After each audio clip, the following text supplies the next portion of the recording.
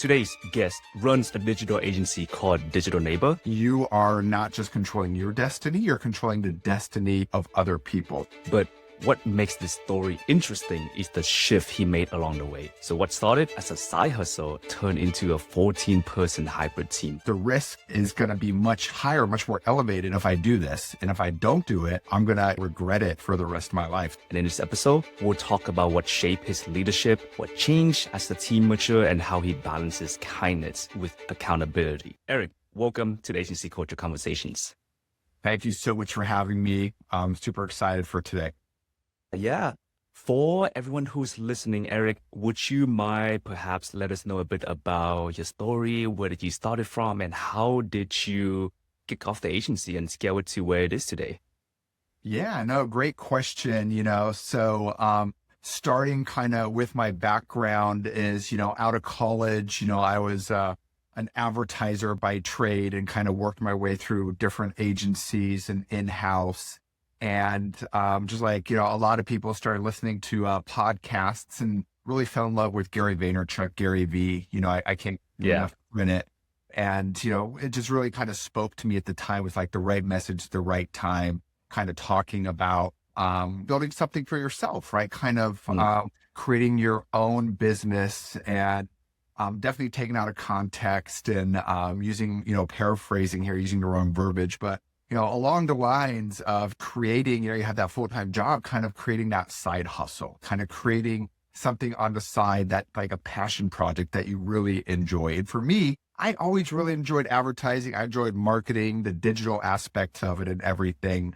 But along the way, I would always take notes of like, and wherever my stops were, like, I feel like I can do this a little different. Maybe I can do this a little bit better, so eventually I started saying yes when people asked me, because, in marketing, in advertising, there's always people asking, hey, can you help me out with this? Can you do this? Can you help with my SEO? Can you help with the website?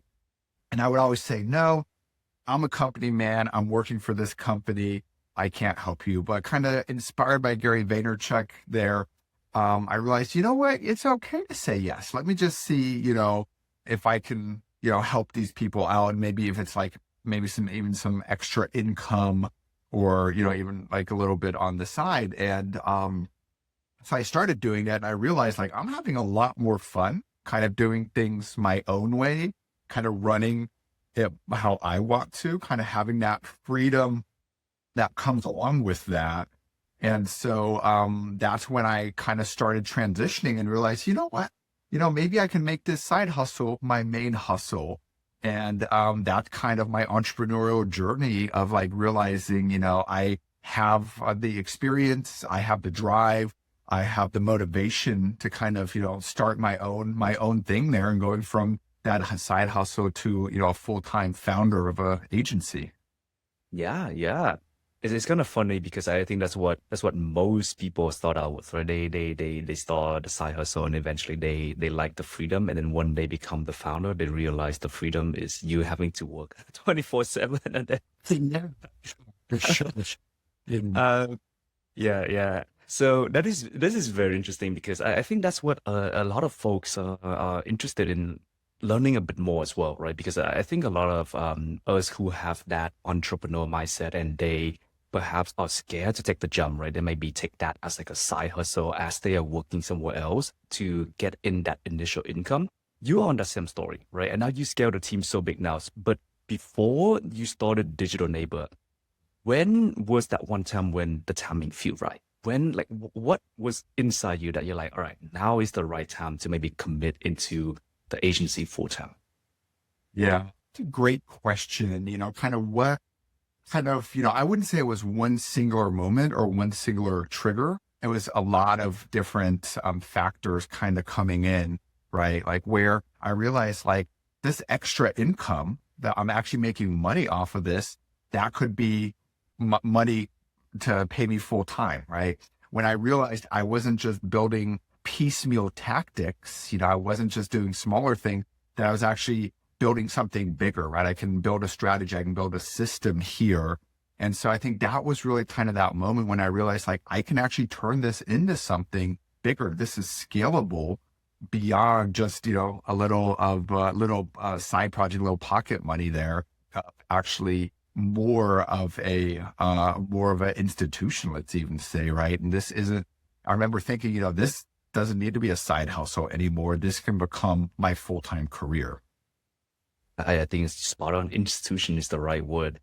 Is there like a income threshold? Because I think a lot of founders out there, what are they thinking to themselves, who are on the same boat? They're thinking something along the line like, hey, when my agency hit a specific like revenue or like profit goal, then that's when I'll jump like into it full time. Yeah. What would you say to that?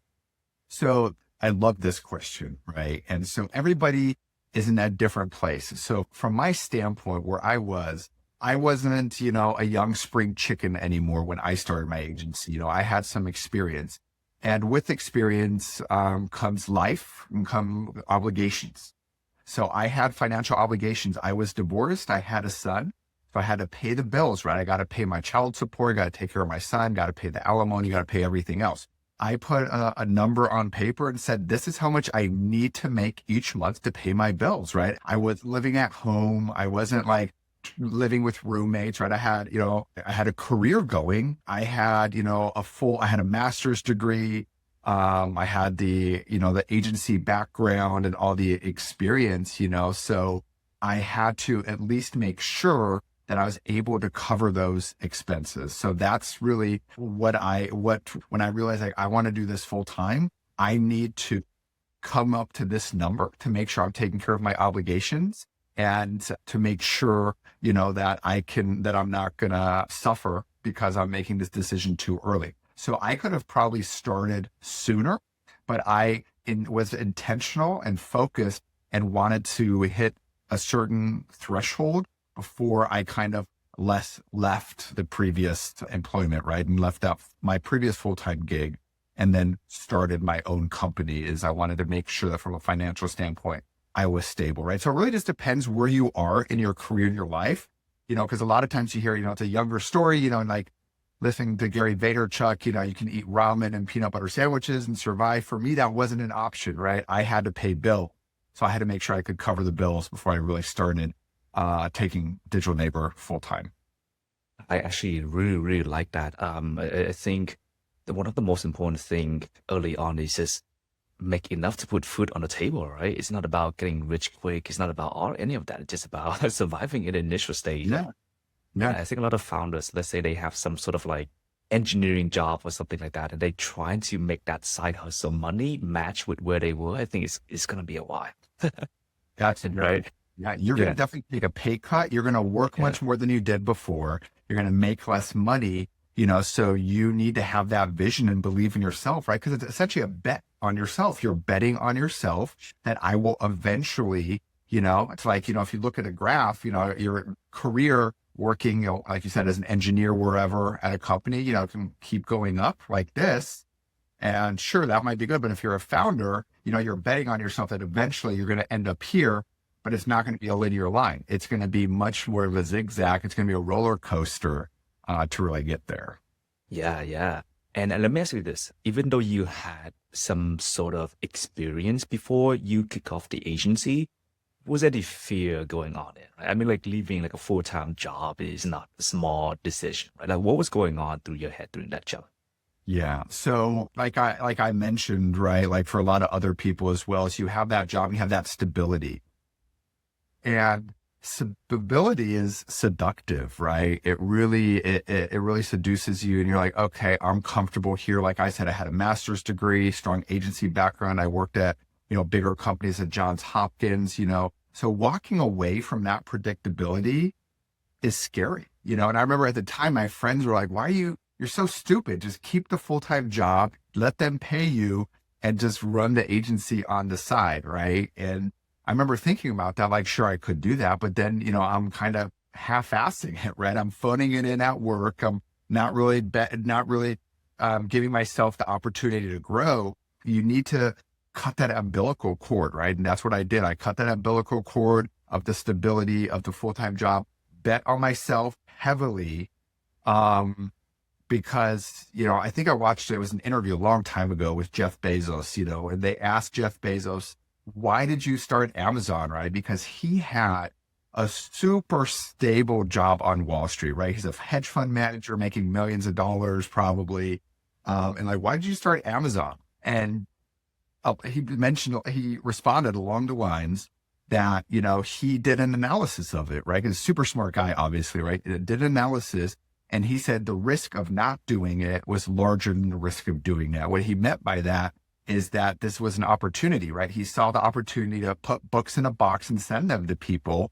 And he didn't want to miss out on that opportunity because he felt like the potential upside of that was much larger than anything he could do in his corporate Wall Street job, right? And so very similar for entrepreneurs, that what you need to be able to like overcome that hump of like, hey, the risk, the outcome is going to be much higher, much more elevated if I do this. And if I don't do it, I'm going to, regret it for the rest of my life. So yeah, absolutely. There was a lot of fear, so you need to really be confident. I wasn't fearless at all, of course, but I was convicted and I was a big believer myself.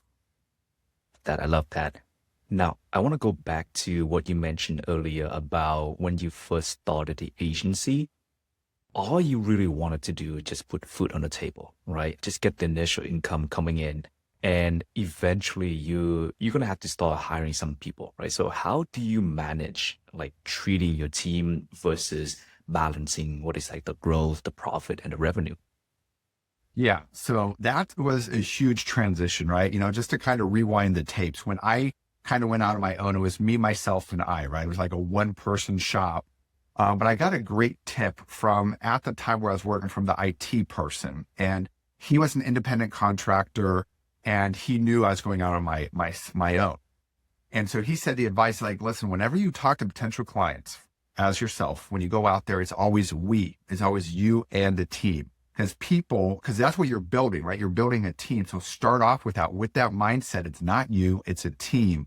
So from day one, I had that mindset of it's me, it's not me, it's we.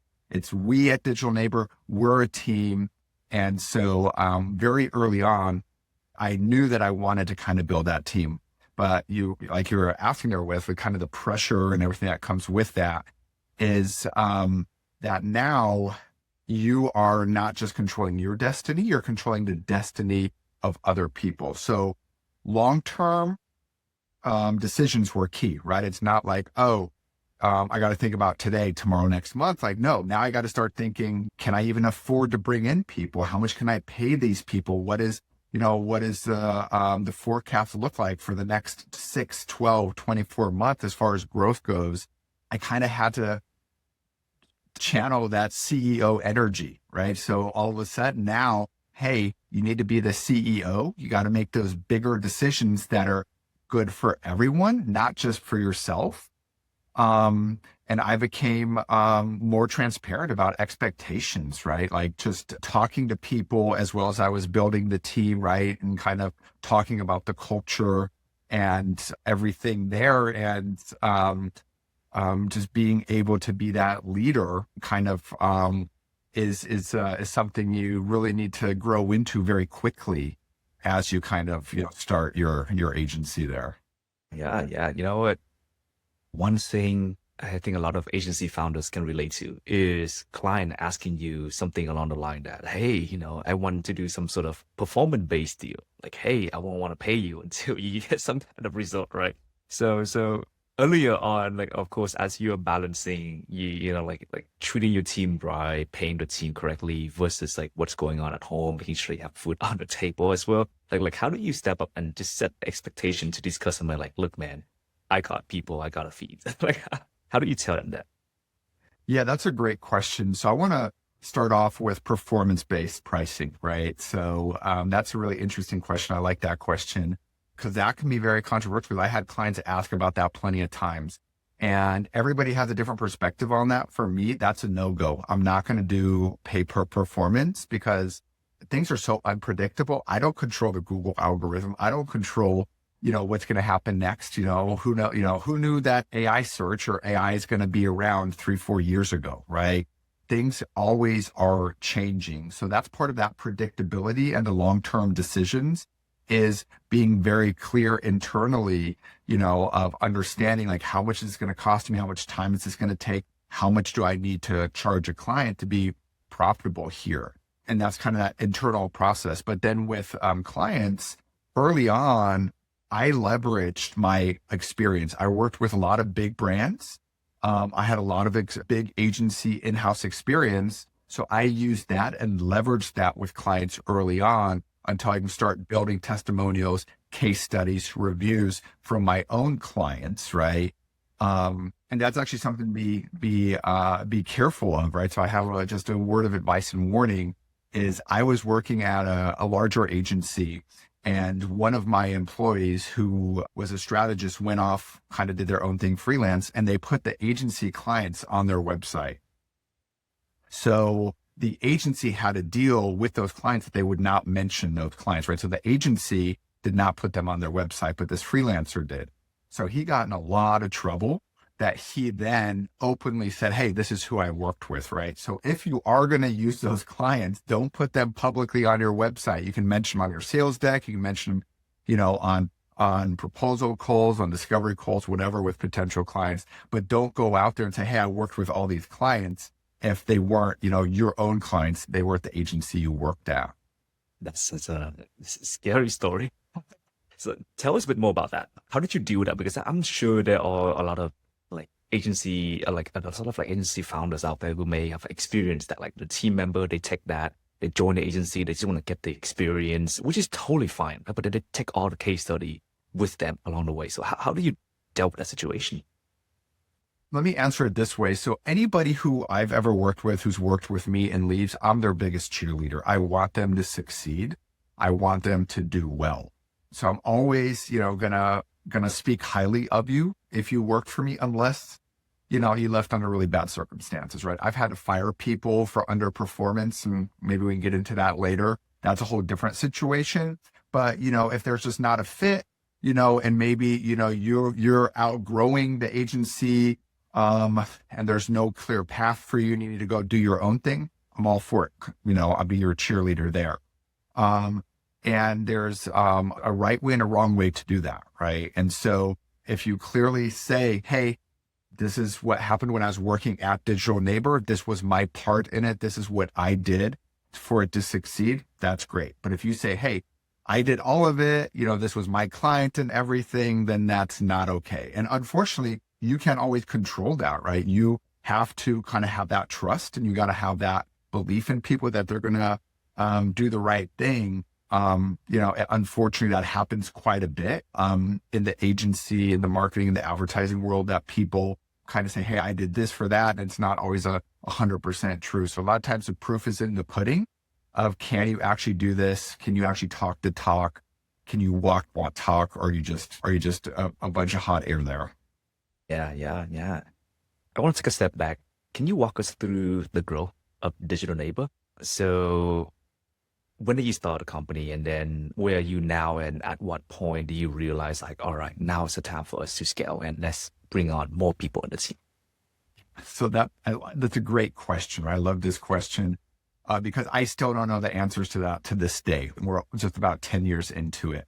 So a couple of things there is, like I said, the long-term planning is where it becomes so important, and understanding where we are from a revenue standpoint, where we are from a profitability standpoint, where we are from a growth standpoint. I think knowing your numbers is number one. That's the most important thing you can do as a founder, as a CEO. From day one is just track, right? And it can be very simple of, here's my revenue. Here's what my COGS are, cost of goods sold, right? How much I'm spending on software, on contractors, or whatever that is, and how much I'm clearing afterwards there. And then you can get more mature of, like, let me track that per client. Let me track that per service line. Let me track that per product that I have, right? You can get more sophisticated there. But that's, I think, is the most important thing, is just understanding those numbers. So that way you then can make those informed decisions, and you're looking at facts, not feelings. Because early on, for me, it was very much, the feelings, the emotional side of, like, hey, you're a great individual. You're a great person. I want you on the team, right? So you kind of have that friend energy early on of, like, hey, they would be great on the team. They're a great person. I'm not exactly sure how they're going to fit in yet, but I want them on the team, right? So you kind of fall into that trap. And so hiring for the position, not the person, is really, really important, right? Having a clear job description of this is that what I need in an individual here, and then making sure that person checks all the boxes before hiring them, and not hiring them and then figuring out where they best fit in, right? I think is really, really important. For me, early on, the hiring was hiring people to do things I don't want to do. So you have to protect your energy as a founder of what gives you energy. For some people, that might be sales. Great. You want to do sales, bring in someone to help with the operational side. I really love operations and building SOPs. Great. Do that. Hire someone to do sales. Hey, I don't want to deal with the client. Great. Bring in an account manager that's going to manage the client for you, right? So for me, those first couple hires were those people that were taking things off my plate. So once, I started growing, and I love being in the weeds. I love doing the operations, but I don't always love getting on the phone with the client or emailing them. So my first hire was an account manager, someone who can just be there, responding to the client, making sure they're taken care of, that anything that they're requesting is getting done. So that was kind of, for me, was that first hire there. For someone else, that might be a salesperson, because their focus is, hey, I need to grow. I need someone who's great picking up the phone and calling. I don't like doing that, right? So I think that's really something to look at early on, is as you're growing, is where do you get your energy from? What is important to you? What do you like doing? Then hiring someone who can take the other things off your plate, I think is great advice I would pass on to anyone who's kind of just starting up there. That's amazing. Yeah. So early on, like you just want to hire somebody that can do the work that suck away your energy. And, Yeah. and actually a lot of founders, they don't realize it, but when you hire somebody to do the job that a lot of the time these jobs give the employee energy to, right? It's funny because I was talking to one of my employee and I was just telling him like, man, like talking to the customers, can I suck away my energy? I want to focus on growing the agency. And the guy was like, I love talking to the customer. I don't know about you. Right? So let me ask you this. In the earlier stage, you just want somebody, right, to take away some of the work that, kind of suck away your energy. But as you grow to where you are now, is there any culturally criteria that you're looking to? Like somebody has to be some sort of culture fit. Is there anything that hasn't been in the beginning that is now your requirement?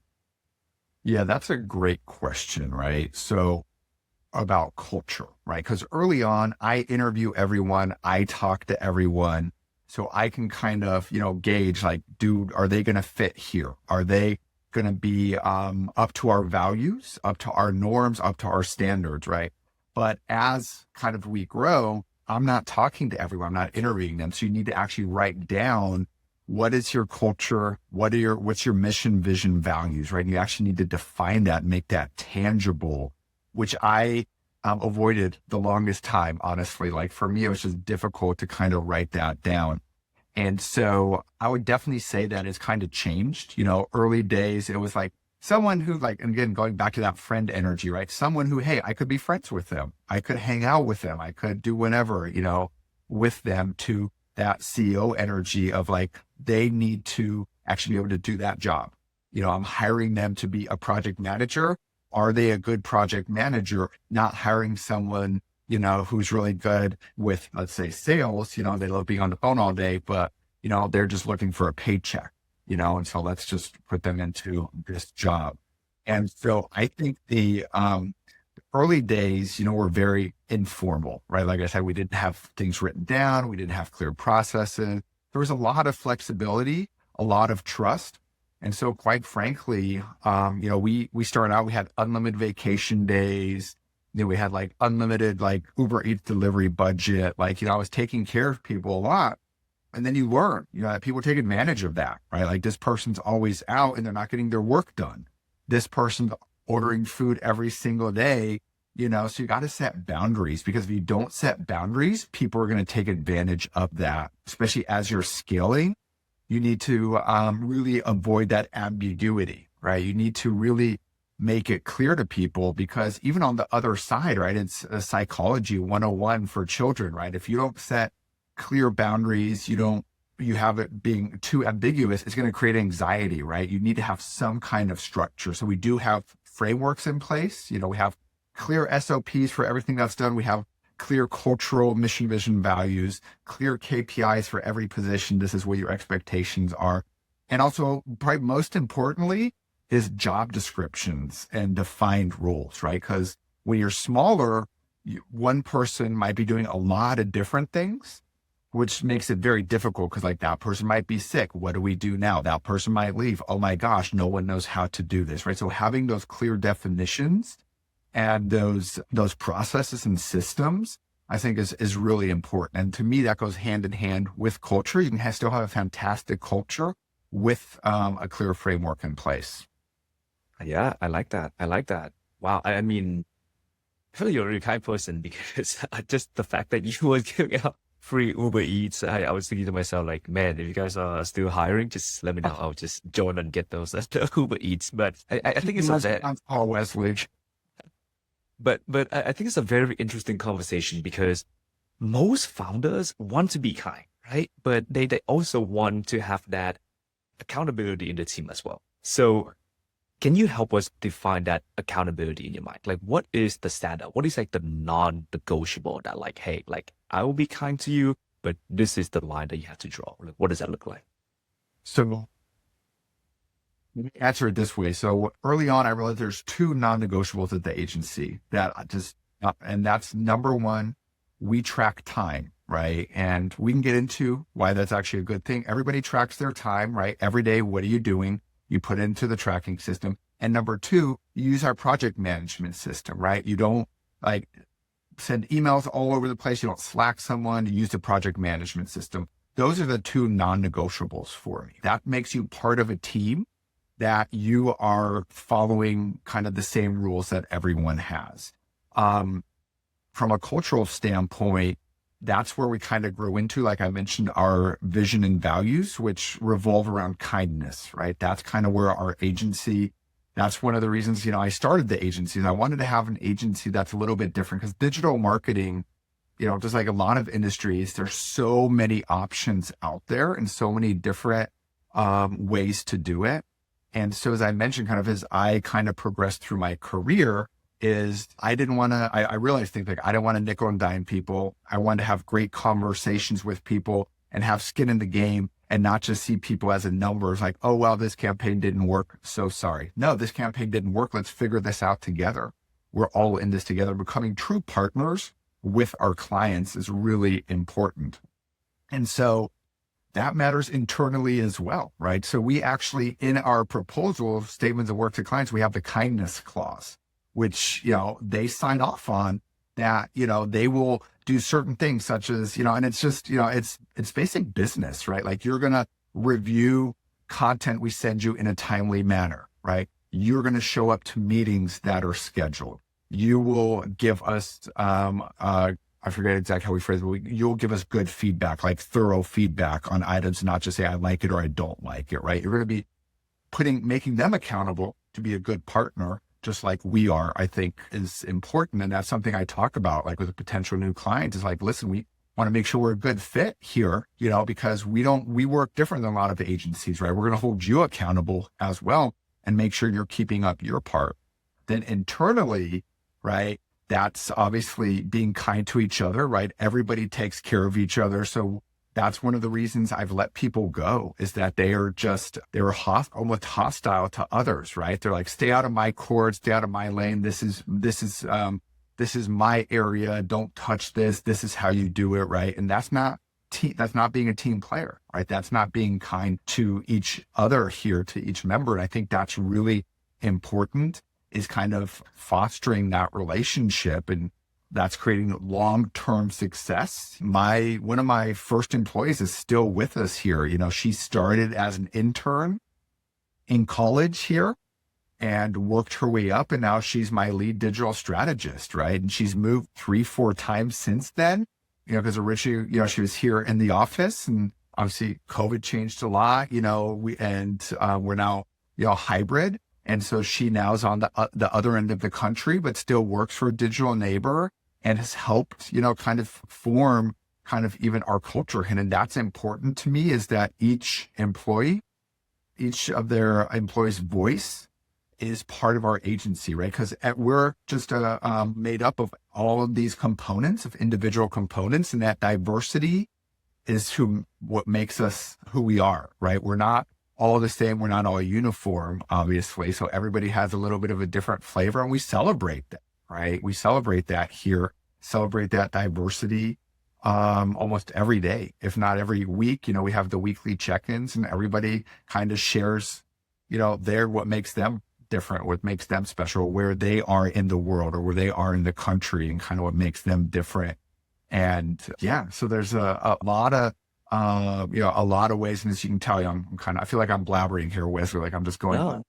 excited, right? This is what, and that's what drives me as a CEO now, after all these years, kind of starting off, kind of as we're talking about progression, where I am today, which gets me excited, is seeing my team succeed, seeing my team members grow, and seeing them becoming more mature, becoming more confident within that framework and that culture that we've built here, that everybody, feels seen and heard and feel like they're part of something bigger.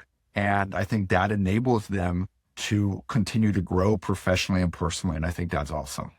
Yeah. No, this is some really good stuff, and I feel you're getting really, really passionate about it. But you know what I love is that like you don't just project this kind of versus accountability in your team, but you also project that on your client as well, right? And you really break down the specific criteria. Like, what is what is definition of kindness, right? Yeah. It's a vague term, but kindness here just mean like give us feedback, work with the team, right? Have an open door. And then on the other hand, accountability here, just meeting your deadline. Now, I do want to deep dive into this topic because I think it's very important. So I'm curious if you ever had a situation where, let's say somebody is not meeting their deadline. And this is because of maybe we have to have something going on personally. It's not intentional, right? Something is going on at home. So how do you balance that? Like, how do you keep, like maybe like one thing, like leaning too far in either direction? Are you talking about clients or the team or both? The team. So if someone didn't meet the deadline because, let's say, something going on at home, right? Like, how do you balance that? Yeah. So I, first of all, try to be proactive, right? So try to get in front of that I still have a monthly check-in with every single team member. It's quick 15 minutes just to see how things are going, to give an opportunity, and some people take advantage of that. Like, hey, I got this going on at home and I know about it. Okay, great. Thank you. Other people don't, right? And that's just, different personalities are going to share in different ways.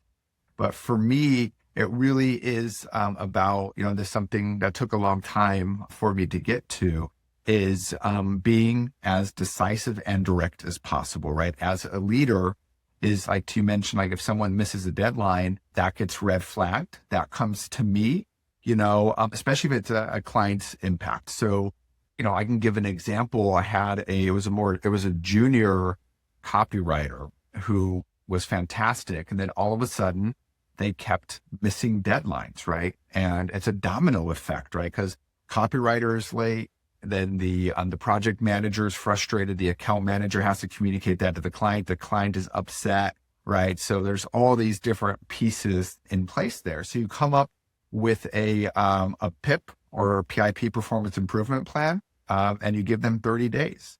So you clearly say, hey, you were, expectation is for you to turn this many pieces of content around this amount of time. That's clearly in their job description. You've shown before that you're able to do that. So, we're just level setting here that we expect you to do that moving forward. And you kind of have a conversation with them. Is there a reason you think you can't continue with what you're doing before? Right. And in this instance, like, no, I'm able to do it. Okay, cool. So then you put them on the improvement plan, check in every week. And this individual's, for this individual, they weren't able to do it, right? They continued to miss the deadlines, but you give them the opportunity, right? And I think it's the opportunity to improve, to let them know where they stand. Because one of my goals that I don't always achieve, but a CEO at a much bigger agency, much smarter than me, once said that he wants everybody in his agency to know where they stand with him every single day, right? At the end of the day, they should know hey, my CEO is happy with me. He isn't happy. I need to improve, et cetera. Right. And I think that's great, is giving almost instant feedback to people so they know where they stand at all times.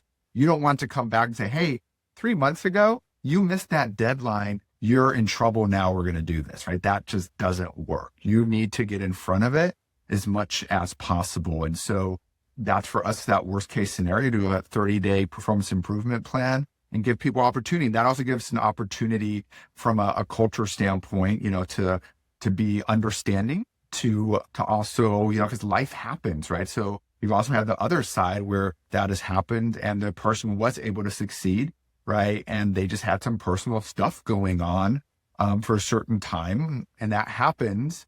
And that's why I try to have that, try to be clear with people. It's like, listen, life happens. That we're understanding here because we're building something long term. We want you here to stay long term. If you have a month of something, who knows? People pass away, children are born, animals have surgeries, who knows what? All that happens. All I ask is for clear communication on that.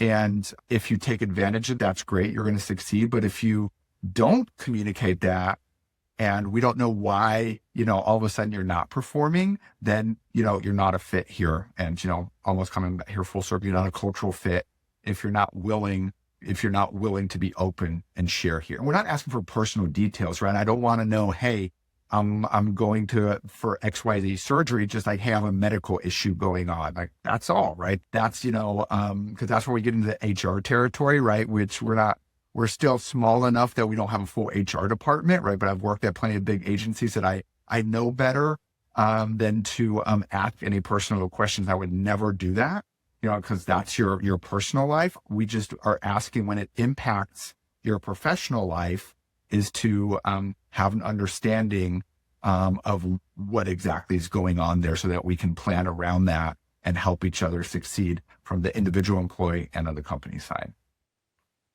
A lot. So I think we really are going in back to the beginning now, right? The idea of, hey, this is what kindness mean, right? Kindness mean that like keep the open up the communication channel. Kindness mean that giving feedback. Kindness mean that helping you, like during this like PIP period, right? You just have to tell us like what is going on, right? Because if you don't, then how should we know, right?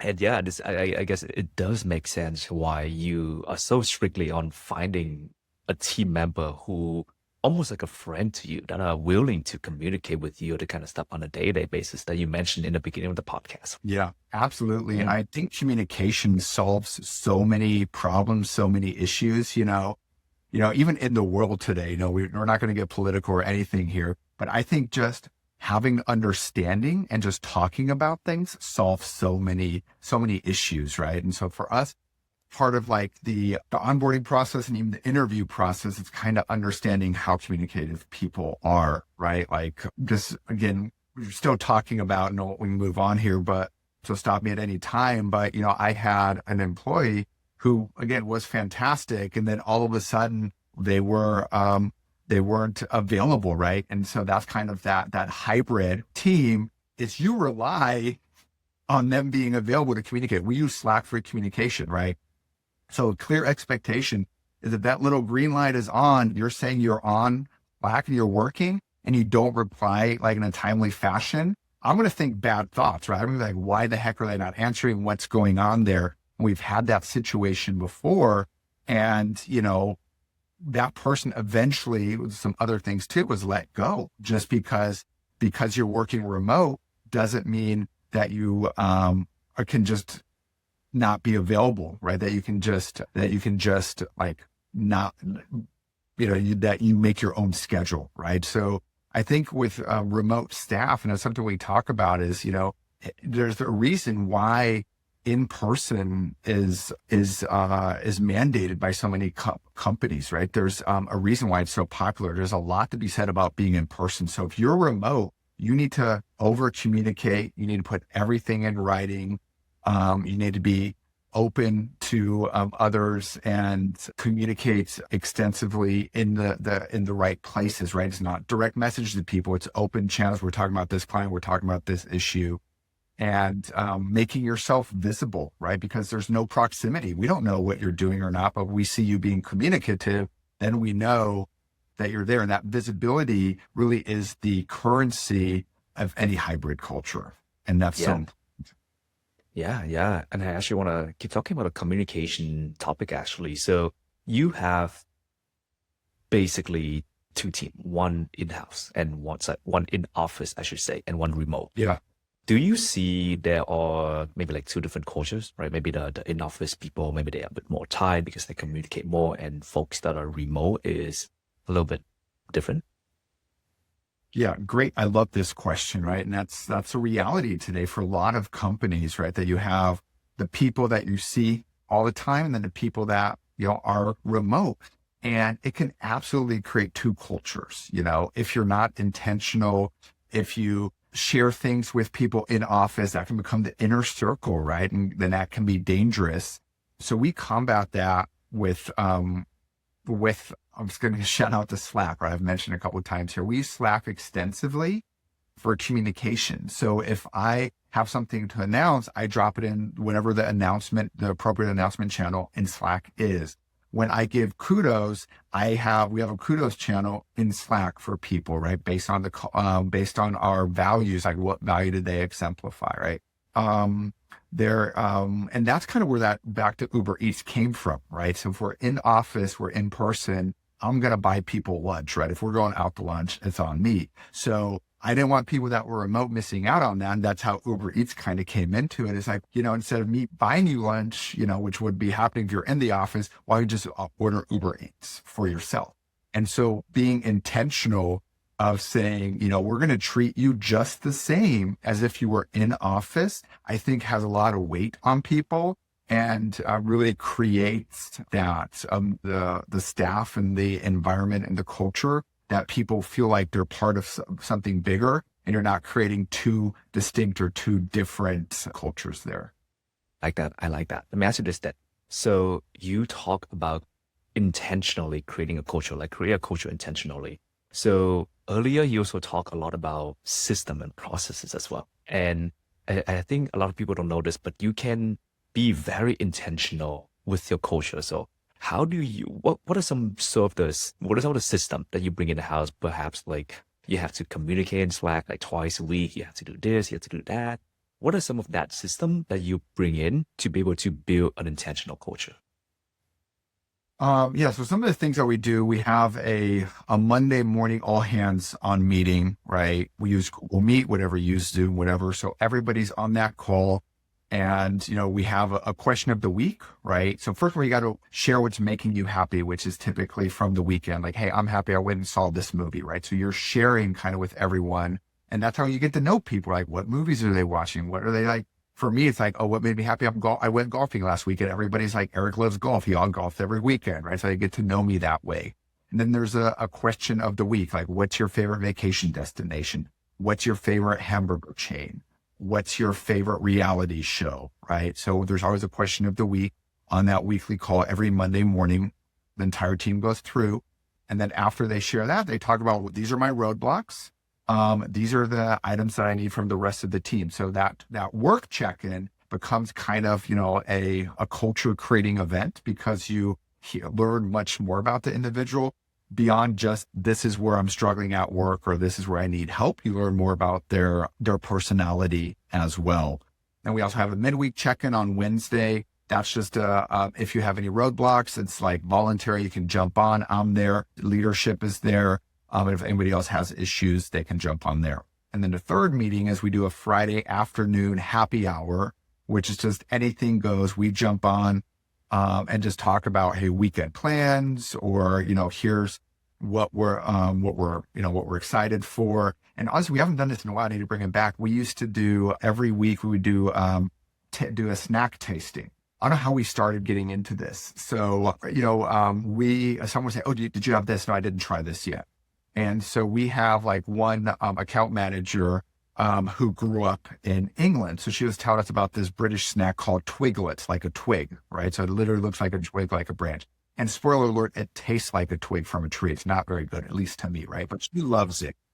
And so we're like, well, let's all try it. So it's on Amazon. So we order a package for everyone on the team, get it shipped if you're not here on Amazon and we all try it together, right? So creating kind of those touch points, right? That everybody's having that shared experience, even though we're around the country, of trying the same snack, right? I think is really, really powerful and kind of just coming up. That organically was created. It's not like me mandating, hey, let's order a snack and try it. It's just someone like, hey, have you tried this? No, I haven't. Oh, can we order it? Yeah, sure. Let's order it for everyone. So that happy hour, I think, is really important as well, for building culture. So then beyond that, on Slack, like I mentioned, we have the kudos channel, which is amazing. And so what we do, we have a quarterly meeting. And on the quarterly meeting, we go over bigger picture stuff. And we don't need to get into that. But the fun part, we do a spin the wheel. So a spin the wheel is digitally, you push it. And on the spin the wheel, you have anything from a $5 to a $25 gift card, a surprise snack, a fun desk accessory. And based on how many kudos you got in the kudos channel, you get to spin the wheel that many times. So obviously you don't nominate yourself. Other people nominate you. So based on other people's nominations, you get to spin the wheel and then you win prizes, right? And then fun desk accessory, you go on Amazon and order something that they wouldn't buy themselves, or a fun snack is just like something, that you wouldn't usually buy for yourself. And, it's something that isn't the usual, along with the gift cards, right? So it really creates kind of the brother or sisterhood, whatever, of everyone, because you're cheering each other on. It's like, yeah, you're spinning the wheel. And I'm going to give other people kudos because I want them to get extra spin the wheels on our quarterly meeting. So I think those are like great touch points that we put in place that have been really positive for everyone. Full disclaimer, I might steal that idea. Oh, I think that's why I tell everyone about it. I mean, I think the spin the wheel it seems so gimmicky, right? And I came up with the idea because I was like, I think it was at a football game and there was some vendor there that did a spin the wheel. And they had like some really cool stuff. Like they had a VIP area where they had like a chef cooking special food, like Wagyu burgers or something. And then and the only way you could get in is through the spin the wheel. If you hit one field on the spin the wheel, you could go in there. So everybody's around, get the VIP, and everybody's like so excited, like to go in there. And I'm like, that's such a cool experience that all these strangers are like cheering each other on. And so then that got my wheels turning. It's like, we should do like a spin the wheel thing at Digital Neighbor. That's so fun. That's so fun. I want to actually dive into the flip side of that, actually. So what are some of the signs that you kind of see either somebody slipping or maybe like there's like a bad apple or your culture is slipping? Like when do you notice that kind of drop? Yeah, that's a tough one, right? So what are those early kind of warning signs there? So one of the things that I've seen over time is, as much as I try to force people to be on camera, people aren't always going to get on camera, right? Even though we have kind of that policy. And there's a reason for that policy, but people going off camera more often, a lot of times is a sign there's something going on there. People, when meetings go quiet, like when the happy hour on Friday, people are being very quiet or people aren't contributing, that's kind of a sign as well, where I can kind of tell there's something going on there. When people are like being more siloed, kind of doing their own thing and not communicating with others, I think is also a great early warning sign. And like I mentioned earlier, you're not a great, early on, you had to do more because we have fewer roles and not as clearly defined. And so this is an interesting one, which is, I think it's documented, it's the hero complex, right? And the hero complex is where, one person does everything. They don't want to delegate. They don't trust anyone. And the reason why I keep an eye out for that is that means that you don't have trust in the rest of the team, which is obviously not our culture, right? We're a team-oriented organization. There's no I in team, as they always say, right? So when I see people kind of getting that hero complex, it's that first sign of them becoming grouchy at the team, like, oh, you did a bad job. I would have done better there. And so those are, a lot of the signs that I keep an eye out for, to keep an eye on to see if that culture is slipping. That kind of lead me to the next question, actually. Can you tell us some of the tips on what makes people leave? Is it because of leadership, clarity, hiring? Oh, I'm not what makes the employees start thinking about leaving?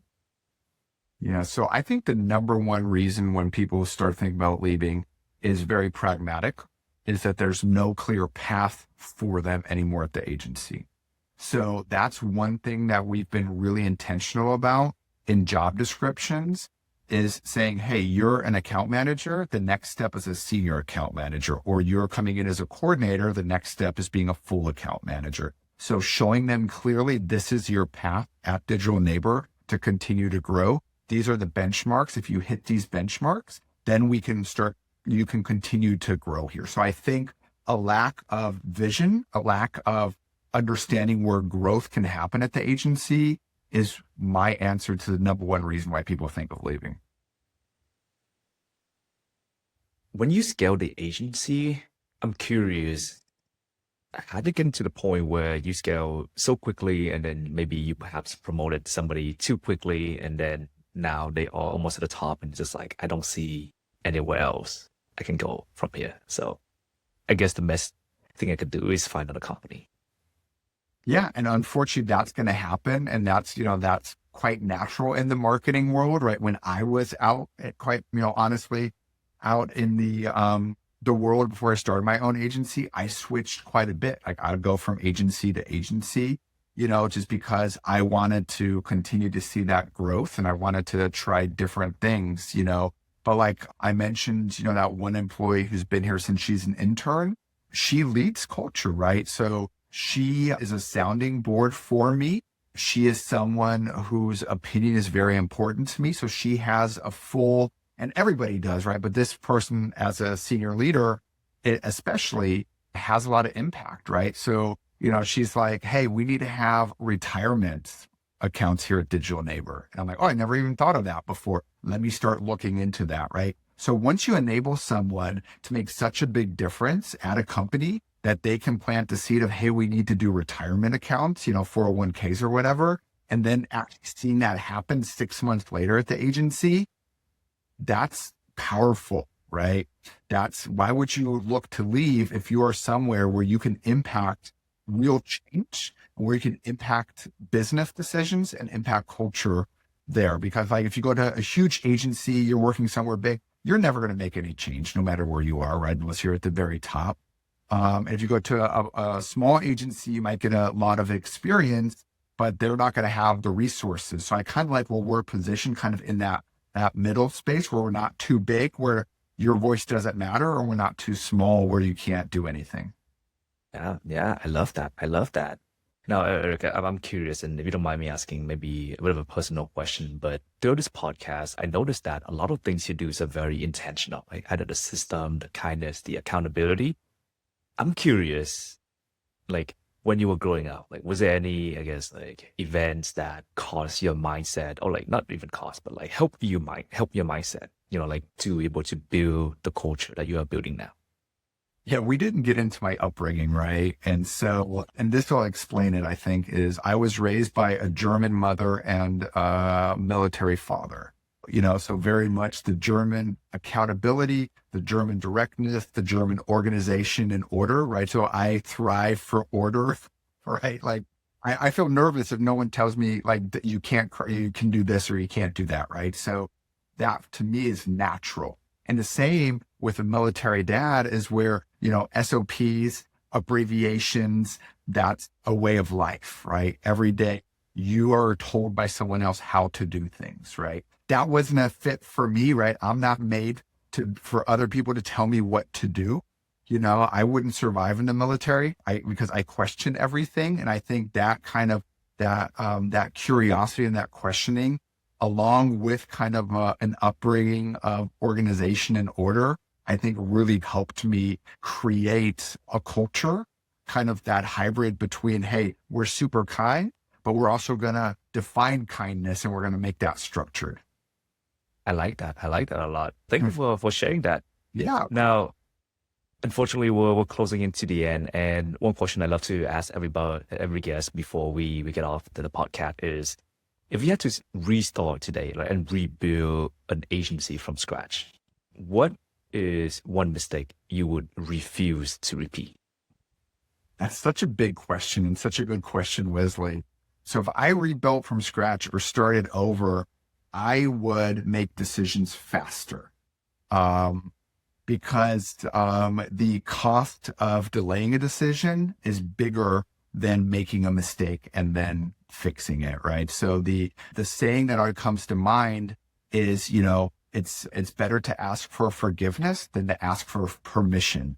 And so that would be my advice to myself. Well, everyone, this is your guest, Eric, and this is the Agency Culture Conversations. Thank you so much, Eric, for being on the show. My pleasure was mine, Wesley. Thank you so much. This was a great conversation. I had a lot of fun.